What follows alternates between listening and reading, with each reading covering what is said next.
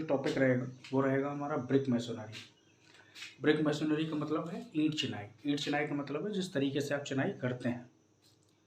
जैसे brick masonry में अगर बात करें तो ब्रिक मैसोनरी में क्या क्या हमको करना रहेगा।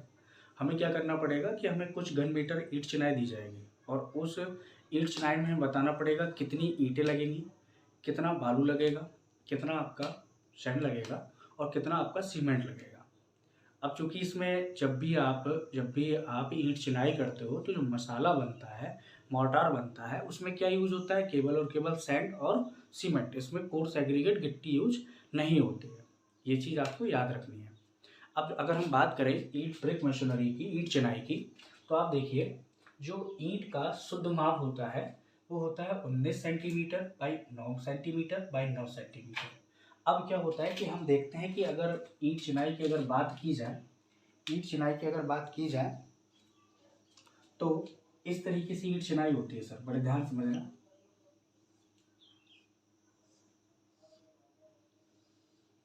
इस तरीके से आपकी ईंट चिनाई होती है। तो ईंट चिनाई में क्या होता है, ये है आपके जॉइंट्स। ये क्या है आपके जॉइंट्स या जोड़। तो क्या देखते हैं कि ये तो लगी है आपकी ब्रिक, लेकिन ये जोड़ होता है 1 सेंटीमीटर का। अगर हम 1 सेंटीमीटर से यहाँ तक का साइज ले लें तो आप ये बताओ, ये तो है 19 सेंटीमीटर, 1 सेंटीमीटर हो गया जॉइंट की मोटाई।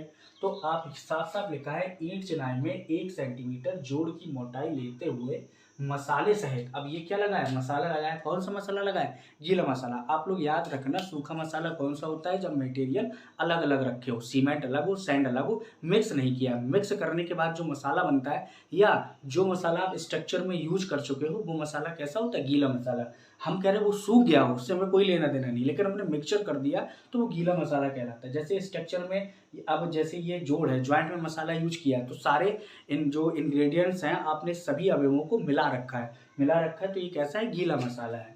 तो वो लिखा है कि मसाले सहित ईंट की माप, अगर 1 सेंटीमीटर मसाला ले लोगे, मसाले की मोटाई या चिनाई की मोटाई ले लोगे, कहने का मतलब है जॉइंट्स की आप अगर मोटाई ले लोगे 1 सेंटीमीटर, तो आप ये बताओ कि ईंट चिनाई में एक ईंट का साइज हो कितना जाएगा, 20 centimetre by 10 centimetre by 10 centimetre. ठीक है, क्योंकि 19 में कितना, एक जोड़ा, 20, 9 में कितना जोड़ा, 1, 10, 9 में एक जोड़ा कितना, 10। अब इस सेंटीमीटर को मैंने मीटर में कन्वर्ट कर लिया तो 0.20, 0.10, 0.10 हमने तीनों का मल्टीप्लाई किया तो मसाले सहित एक ईंट का आयतन कितना आ गया, 0.02 मीटर क्यूब। मसाले सहित है ये, तो कितना आ गया, 0.02 मीटर क्यूब। अब एक घन मीटर में ईंटों की संख्या अगर निकालना चाहो तो एक घन मीटर तो आपकी चिनाई है और एक घन मीटर में आपकी एक ईंट का जो आयतन हो रखा है वो रखा है 0.02 मीटर क्यूब। कितना हो रखा है, 0.02 मीटर क्यूब। तो जब आपने क्या किया, एक घन मीटर में एक ईंट का भाग कर दिया तो ईंटों की संख्या निकल के आ गई 500। तो कुल मिला के अगर आपको ये डाटा याद नहीं रहता है कोई दिक्कत वाली बात नहीं, आपको याद क्या रखना है, एक घन मीटर ईंट चिनाई में ईंटों की जो संख्या लगती है वो 500। अगर 10 घन मीटर चिनाई होनी है तो कितनी लगेगी, 500 गुणा 10, 5000 ईंटें। तो इसी तरीके से अब जब आपने मसाला निकाल लिया, आपको पता है कि जब ब्रिक मैसोनरी करते हैं एक तरफ लगता है आपका ब्रिक और दूसरा तरफ आपका क्या लगता है, आपका मोर्टार लगता है। क्या लगता है, मोर्टार। मोर्टार में क्या लगेगा, एक तो सैंड यूज होना है और दूसरा आपका क्या यूज होना है, सीमेंट यूज होना है। ठीक है, सैंड यूज होना है, सीमेंट यूज होना है। हमने ब्रिक निकाल लिया कि ब्रिक लगेगी एक घन मीटर में 500, लेकिन आप याद रखो जब एक घन मीटर चिनाई करते हो तो लगभग आपको 75 to 80% के बीच इतनी ब्रेक लगती है और 20% to 25% के बीच आपका क्या लगता है, मसाला लगता है, गीला मसाला लगता है। कैसे, जैसे एक घन मीटर चिनाई कर लिया तो एक घन मीटर का 70% आपकी ब्रेक कवर कर रही होंगी और 25% टू 25% आपका क्या, मोटार कवर कर रहा होगा। तो समझ रहे हो, जैसे आपने ये चिनाई कर रखी है, ये चिनाई कर रखी है, इस चिनाई में ईंटें भी लगी हैं और आपका मसाला भी लगा हुआ है। तो आपसे पूछे ईंट कितना परसेंट कवर कर रही है, तो आप बताओगे सर एक घन मीटर का जो भी आपने चिनाई कर रखी है उस चिनाई का आपका 75 to 80% ईंटों ने कवर कर रखा होगा और बकाया में गीला मसाला लगा होगा। सब मिला के एक घन मीटर चिनाई हो रखी होगी। तो बताया गया, क्या बताया गया, एक घन मीटर चिनाई के लिए गीला मसाला, कहने का मतलब है जो स्ट्रक्चर में यूज होना है, जो चिनाई में यूज होना है, वो मसाला की जरूरत पड़ती है 0.23 मीटर क्यूब। 0.23 metre cube. ये वो मसाला है, ये वो, आप गौर से देखो 0.23 मीटर क्यूब है। अगर आप 1 घन मीटर से 0.23 घन मीटर घटा देंगे तो लगभग 77% तक आएगा। तो मतलब 0.77 मीटर क्यूब में आपकी ब्रिक का आयतन है और 0.23 आपके गीले मसाले का आयतन है। कहने का मतलब है अगर सब ईंटों को देखा जाए तो ये 0.77 मीटर क्यूब तक, मतलब 70% तक आपका 75 से 80% के बीच आपकी ब्रिक यूज हो रही है। और ये मसाला निकला है 0.23%। ये मसाला क्या है, ये गीला मसाला है जो कि यूज होना है को कहाँ पे, ज्वाइंटों में लगा हुआ है। अब आप जब भी चिनाई करते हो तो आप ये बताओ, चिनाई करते समय कुछ मसाला होता है वो नीचे गिर जाता है, कुछ मसाला जो फ्रॉग, ईंट ब्रिक में जो फ्रॉग या डिब्बी बनी रहती है, कुछ मसाला उसमें भर जाता है, तो हमें एक्स्ट्रा मसाला की आवश्यकता पड़ती है। तो वही लिखा है कि 10% वेस्टेज या व्यर्थता या फ्रॉग के लिए हम लेना पड़ेगा हमें। तो हमने क्या किया कि जो 0.23 मीटर क्यूब है, 0.23 मीटर क्यूब है, इस 0.23 का 10% और ले लिया हमने, क्योंकि वो वेस्टेज में चला जाएगा। तो निकल के आ गया 0.253 मीटर क्यूब। अब ये कैसा मसाला है, अभी भी ये गीला है, क्योंकि गीला ही मसाला नीचे गिरता है। गीले मसाला जब आप चिनाई करते हो तो वही मसाला नीचे गिरता है। अब इस गीले मसाले को सूखे मसाले में कन्वर्ट करना है। तो बताया गया कि 20% आप वाइट्स मानो, क्योंकि आप ये बताओ, उसमें सीमेंट कंक्रीट में हमें 50% तक वाइट्स माने थे, एलसीसी में हमने 48% तक वाइट्स माने थे, लेकिन यहाँ पर हम कितने वाइट्स मान रहे, 20%। ऐसा क्यों, क्योंकि यहाँ पर कोर्स एग्रीगेट यूज नहीं हुआ है। कोर्स एग्रीगेट में ज़्यादा मात्रा में वाइट्स होते हैं, जबकि यहाँ पर केवल और केवल सैंड और सीमेंट यूज हुआ है। सैंड में कम मात्रा में वाइट्स होते हैं, जो हमने बताया था 25 से 30% तक वाइट्स होते हैं, लेकिन हमने यहाँ कितना 20% लिख दिया वाइट्स मानते हुए सूखा मसाला। तो 0.253 गीला मसाला है, इस 0.253 का हमने 20% निकाला तो भैया कितना निकल के आ गया, 0.30 घन मीटर। कितना निकल के आ गया, 0.30 घन मीटर। तो कुल मिला के आपको केवल और केवल ये 2 पॉइंट ही हैं जो ब्रिक मैसोनरी में याद रखने हैं। हमने बताया सब इस वजह से कि कौन सी चीज कहाँ से आई है, लेकिन आपको याद रखना है 1 घन मीटर चिनाई के लिए ईंटों की संख्या लगती है 500 ब्रिक, और जबकि 1 घन मीटर चिनाई के लिए जो सूखा मसाला लगता है वो लगता है 0.30 घन मीटर। कितना लगता है, 0.30 घन मीटर। आपको इन दोनों पॉइंटों को ही बस याद रखना है, इतना। अब हमें क्या करना है, अब हमें सामग्री की गणना करनी है और मजदूरों की गणना करनी है। रेट एनालिसिस में सामग्री निकालनी पड़ती है और मजदूर निकालने पड़ते हैं। तो पहले हम गणना करना सीखेंगे, गणना करने के बाद हम सारणी बनाएंगे। आपको याद रखना है, आपको गणना रफ में करनी है, तो एग्जाम में केवल और केवल आपको उसका इंडेक्स जो सारणी है वही बनाना रहेगा। अब अगर गौर से देखें तो अगर ब्रिक वर्क इन फाउंडेशन, आपको एक शब्द बोलेगा, brick work in super structure बोलेगा, ब्रिक वर्क इन फाउंडेशन बोलेगा, और साथ साथ एक शब्द और बोलेगा, क्या बोलेगा, brick work in foundation in cement. या तो वो सीमेंट से करवाएगा या तो वो मड मोटार, गारे की, मिट्टी के गारे से करवाएगा। तो इसका आपको विशेष ध्यान रखना है, इसका आपको विशेष ध्यान रखना है कि किस में करवा रहा है। तो लिखा है ब्रिक वर्क इन फाउंडेशन 1:6। जाहिर सी बात है, जब रेशियो दे रखा है तो ये सीमेंट मोटर हो सकता है या लाइम मोटर हो सकता है, लेकिन यहाँ पे जो क्वेश्चन लगाया मैंने कुछ सीमेंट मोटर के अकॉर्डिंग लगाया, लेकिन वो एग्जाम में आपको देगा। तो हमें गणना किसके लिए, 10 घन मीटर के लिए करना है, 10 घन मीटर चिनाई करनी है। तो उसके लिए कितनी ईंटें लगेगी और कितनी सामग्री लगेगी, सामग्री की गणना करते हैं। तो 1 घन मीटर चिनाई के लिए ईंटों की संख्या मैंने बताया था, याद कितनी है, 500। अब 10 घन मीटर की चिनाई के लिए ईंटों की संख्या कितनी बैठी, जब 1 घन मीटर में 500 लग रही है तो 10 घन मीटर में कितनी लगेगी सर, 5000 ईंटें। तो अब लिखा है 1 घन मीटर ईंट चिनाई के लिए सूखा मसाला। आपको मैंने बताया था कि जब भी 1 घन मीटर चिनाई करते हो तो इसमें 0.23% आपका गीला मसाला लगता है, 10% आपका वेस्टेज में चला जाता है, तो कितना निकल के आ जाता है, 0.253 घन मीटर निकल के आ जाता है। इस 0.253 जो गीला मसाला है इसका 20% जैसे हम करते हैं, ऐड करते हैं, 20% ऐड करते हैं वाइट्स के लिए, तो आपका किसमें, सूखा मसाला में वो कन्वर्ट हो जाता है। तो ओवरऑल जो निकाला था, आपको जो याद रखना है वो याद रखना है, 1 घन मीटर ईंट चिनाई अगर करनी है तो उसमें जो सूखा मसाला लगेगा उसकी मात्रा रहेगी 0.30 घन मीटर, 0.30 घन मीटर। तो 1 घन मीटर में कितना सूखा मसाला लग रहा है, 0.30 घन मीटर। तो अगर 10 घन मीटर आपको जो चिनाई करनी है तो 10 घन मीटर चिनाई के लिए आपको कितना मसाला की जरूरत पड़ेगी, 0.30 मल्टीप्लाई बाई 10 निकल के आ गया 3 घन मीटर। तो कहने का मतलब है कि मुझे जब 10 घन मीटर चिनाई, 1 घन मीटर के लिए 0.30 और 10 घन मीटर के लिए 3 घन मीटर। अब 3 घन मीटर सूखा मसाला है और रेशियो उसका 1:6 दे रखा है, तो ये अब आपको निकालना आता है यहाँ से। अब आपको सीमेंट निकालना है, तो कितना सूखा मसाला है 3 घन मीटर, सीमेंट का रेशियो कितना है 1, इन दोनों का रेशियो सम 1+6, कितना निकल के आ गया 0.43 घन मीटर। आप ही बताओ सीमेंट कभी घन मीटर में आता, नहीं आता। सीमेंट को किस में कन्वर्ट करना पड़ता है, बैग्स में। तुम्हें पता है 1 घन मीटर में 30 बैग्स आते हैं, 1 घन मीटर में 30 बैग्स आते हैं। भैया है कितना घन मीटर, 0.43 घन मीटर। तो आप क्या करोगे 0.43 मल्टीप्लाई बाई 30 निकल के आ गया 12.9।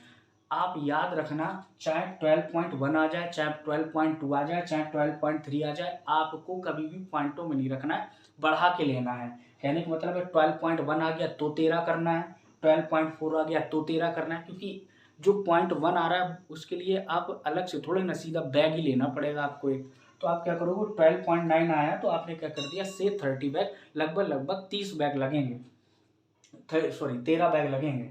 अब आ गया आपका सैंड की बात करें तो भैया रेशियो कितना है 3, और सैंड निकालना है, सैंड के लिए रेशियो कितना है 6। सैंड के लिए आप ये बताओ कितने घन मीटर टोटल काम है, 3 घन मीटर, 3 मल्टीप्लाई बाई 6 अपॉन 1+6 निकल के आ गया 2.6 घन मीटर। फिर से समझो, आपका 3 घन मीटर क्या है, सूखा मसाला है, इसमें आपका सैंड का रेशियो कितना दे रखा है 6 दे रखा है, 1+6 निकल के आ गया 2.6 घन मीटर।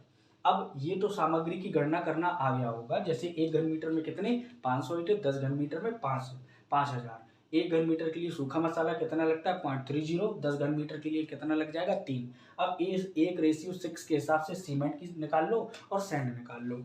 अब लिखा है लेबर मजदूरों की गणना करना। आपको शुरुआत में ही जैसे ही मैंने रेट एनालिसिस स्टार्ट किया था तो मैंने कहा था पर लेबर पर डे की एक इंडेक्स बना के चलना, उसे रटना है आपको, तो उसी में अब ये पॉइंट डाल लेना। पहले मैंने लिखे हैं, ये दोनों लिखे हैं सीमेंट और लाइम मोटार के, और ये मैंने दोनों लिखे हैं आपके किसके, मड मोटार के। तो आपका क्वेश्चन जो लिखा है ब्रिक वर्क इन फाउंडेशन, जब कोई व्यक्ति फाउंडेशन में काम करता है तो सारा मटेरियल उसके पास जमीन में ही अवेलेबल होता है, लेकिन जब वह सुपर स्ट्रक्चर में काम करता है तो सुपर स्ट्रक्चर में क्या उसे पाड़ बनाना पड़ता है। आप लोगों ने देखा हो पाड़ क्या होता है, कि जैसे कोई ब्रिक मैसोनरी करता है तो एक लकड़ी का स्ट्रक्चर बना लेता है जिसके ऊपर खड़ा होकर वो काम करता है, उसे पाड़ या ढूला बंदी कहते हैं, जिसे हम क्या बोलते हैं सनराइजेस बोलते हैं। ठीक है, तो अब क्या करते हैं कि ब्रिक वर्क इन फाउंडेशन, जब फाउंडेशन में सारी चीजें अवेलेबल रहेंगी तो व्यक्ति की क्षमता ज्यादा रहेगी। तो एक लेबर का मतलब एक मेसन का मतलब कारीगर, एक दिन में 1.25 घन मीटर चिनाई कर लेगा। एक दिन में 1 घन मीटर में 500 ईंटें, और 525 में कितना लगभग 600-700 ईंटें लगा लेगा एक व्यक्ति एक दिन में। तो वही लिखा है ब्रिक वर्क इन फाउंडेशन 1.25 घन मीटर, एक व्यक्ति एक दिन में 1.25 घन मीटर फाउंडेशन में काम कर लेता है। Brick work in super structure, अगर कोई व्यक्ति सुपर स्ट्रक्चर में काम कर रहा है, मतलब ग्राउंड लेवल से ऊपर काम कर रहा है, फाउंडेशन लेवल से ऊपर काम कर रहा है सुपर स्ट्रक्चर, तो उसकी इफिशियंसी कुछ घटेगी क्योंकि मटेरियल पहुंचाने में दिक्कत होगी। तो बताया जाता है कि 1 घन मीटर पर लेबर पर डे, एक व्यक्ति एक दिन में 1 घन मीटर चिनाई कर सकता है। अब दूसरा brick work in foundation in mud mortar. अब अगर लिख के आ गया ब्रिक वर्क इन फाउंडेशन, ना तो ये रेशियो देगा और साफ कह देगा इन मड मोर्टार। तो मड मोर्टार में व्यक्ति कितना काम करता है, एक मेसन या एक लेबर, एक कारीगर एक दिन में 1.5 घन मीटर काम करता है।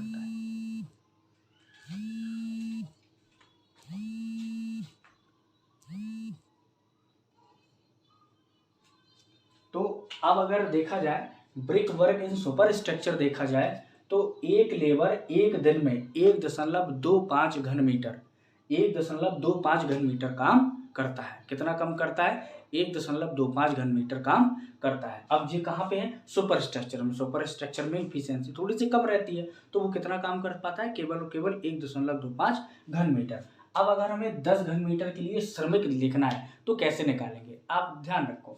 आपको पता है हेड मेसन की संख्या हमें तो आधी रखनी है या 1/3 रखनी है, कोई दिक्कत नहीं। अब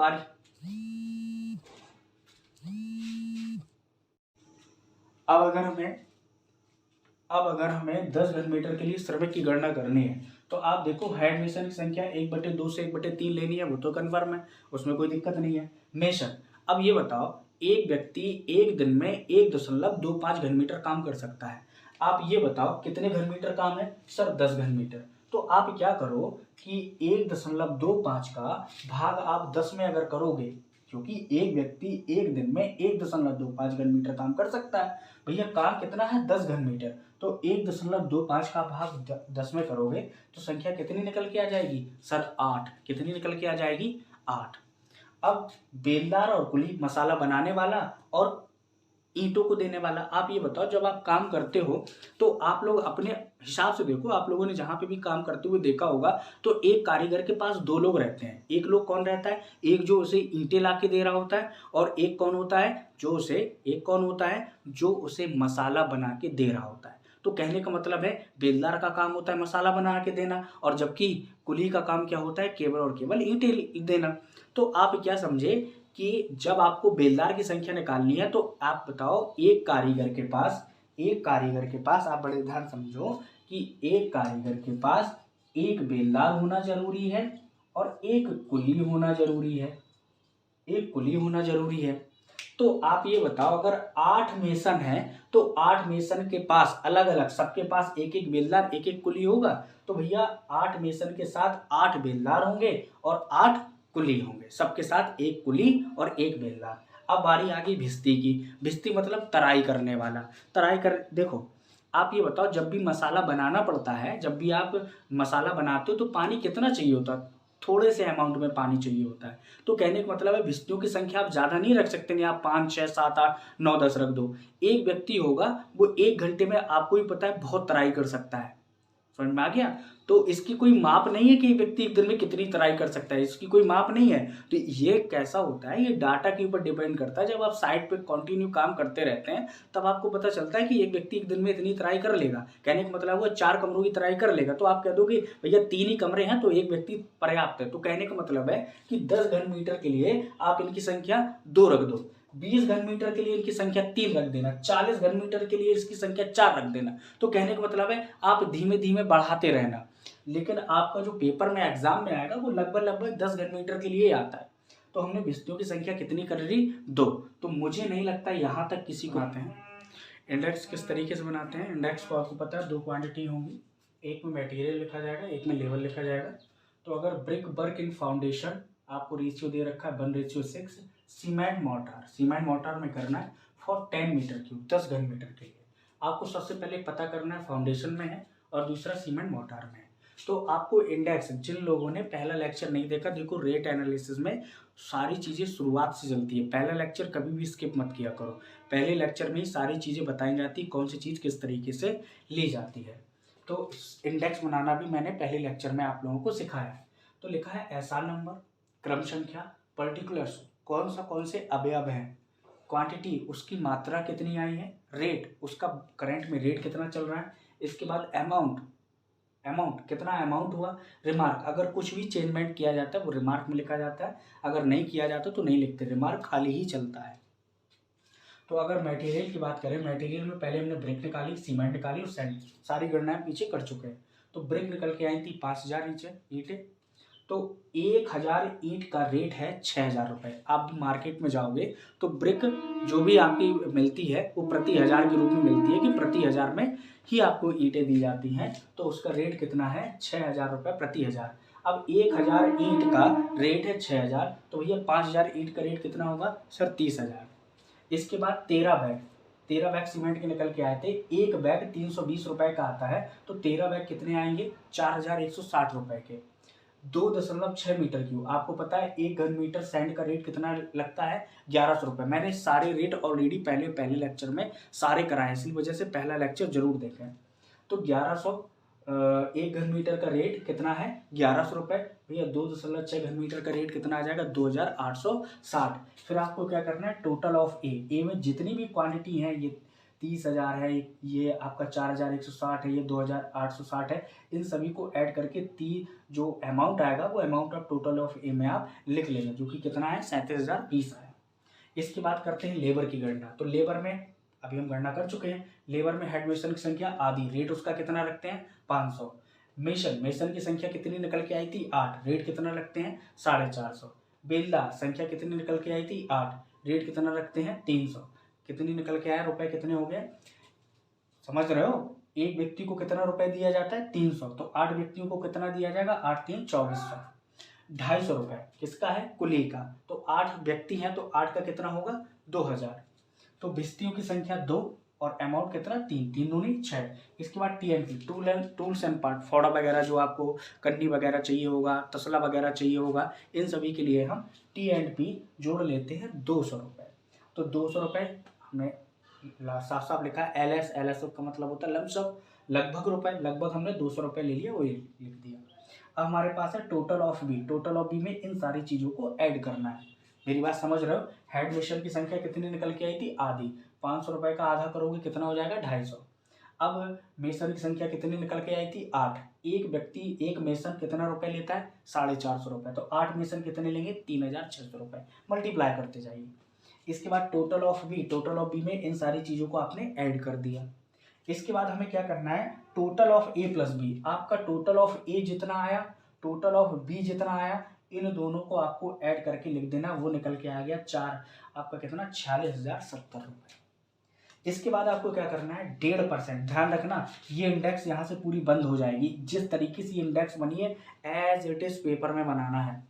तो आपका लिखा है 1.5% ऑफ वाटर चार्ज। आपको पानी का चार्ज देना पड़ता है, तो वाटर चार्ज कितना लिया जाता है 1.5%। तो जो total of A plus B आया है, इस ए प्लस बी का ही 1.5% निकालना है। तो 46,070 का आपने 1.5% निकाला, वो आ गया 691 रुपये। इसके बाद 10% ऑफ कॉन्ट्रैक्टर प्रॉफिट। ये भी जो 10% निकलता है वो भी जो आपका ए प्लस बी आया है, ए प्लस बी का आप 10% लोगे, समझ रहे हो। तो जो 1.5% लेना है वो भी ए प्लस बी का लेना है, जो 10% लेना है वो भी ए प्लस बी का लेना है। वो कितना निकल के आ गया 4,607 रुपये। ये ठेकेदार को लाभ दिया जाएगा कि आपने काम किया है तो आपके एक दिन का रुपए इतना बना। इसके बाद आपको ग्रांड टोटल लिखना पड़ता है। ग्रांड टोटल में क्या क्या लिखा जाता है कि जो total of A plus B आया, 1.5% वाटर चार्ज आया और 10% कॉन्ट्रैक्टर प्रॉफिट आया, इन तीनों चीज़ों को ऐड कर दो तो जो अमाउंट आएगा वो आपका अमाउंट ग्रांड टोटल होगा। वही अमाउंट 10 घन मीटर ईंट चिनाई के लिए इतने रुपए का एस्टीमेट आपका तैयार होगा। यहाँ तक किसी को कोई प्रॉब्लम हो तो आप हमें कमेंट बॉक्स में नीचे लिख दिया करें। देखो सारी चीज़ें अवेलेबल नहीं है, हम पूरी कोशिश कर रहे हैं समझाने की। अगर फिर भी आपको दिक्कत पड़ रही है तो नीचे कमेंट सेक्शन में लिख दिया करो कि सर इस चीज़ की प्रॉब्लम है, तो हम हो सकता है उसमें थोड़ा बहुत सुधार करने की कोशिश जरूर करेंगे। ठीक है, तो आपके लिए घर के लिए क्वेश्चन लिख दे रहा हूँ, बड़े ध्यान समझना। ये सारी चीज़ें वही हैं, बस मैं कुछ चीज़ों में चेंजमेंट कर रहा हूँ आपके लिए। मैं लिख रहा हूँ कि आपको क्या करना है, आपको घर से जो क्वेश्चन करना है वो करना है brick work in super structure 1:4। ठीक है, 1:4 फॉर 1:4 फॉर 20 मीटर क्यूब। बस चेंजमेंट किस में होगा, मटेरियल तो निकालना आप जानते हो, चेंजमेंट होगा लेबर में। अब एक व्यक्ति एक दिन में कितने घन मीटर काम कर सकता है सुपर स्ट्रक्चर में 1 घन मीटर सीमेंट मोटर में। साफ साफ लिखा है, ये क्या है सीमेंट मोटर। आपको हेड मेसन की संख्या सर आधी रखेंगे। सर मेसन की संख्या आपको पता है एक व्यक्ति एक दिन में कितने घन मीटर काम करता है, तो तुम बताओगे सर एक व्यक्ति एक दिन में 1 घन मीटर काम करता है, तो भैया कितने घन मीटर काम है 20। तो मेसन की संख्या कितनी होगी 20। आंखें बंद करके बेलदार, सर जितने व्यक्ति लगेंगे जितने मेसन होंगे उतने बेलदार। कुली की संख्या सर जितने आपके बेलदार होंगे उतनी कुली होंगी। भिस्ती, सर भिस्तियों की संख्या अभी तक 2 ली थी, अब आप 4 कर सकते हो 3 कर सकते हो, कितनी भी कर लो। इसके बाद TNP, सर TNP अभी हम 200 ले रहे थे, अब हम 250 लेने लगेंगे, बस खत्म का। सब कुछ ईजी है, मटेरियल सामग्री गणना करना आप सीख ही गए हो। तो जहाँ पे भी प्रॉब्लम पड़े बता देना, नहीं तो कल मैं इसका भी बता दूंगा। अगर कमेंट सेक्शन में डाल जरूर देना कि सर आ गया, नेक्स्ट आप आगे चलिए। ओके।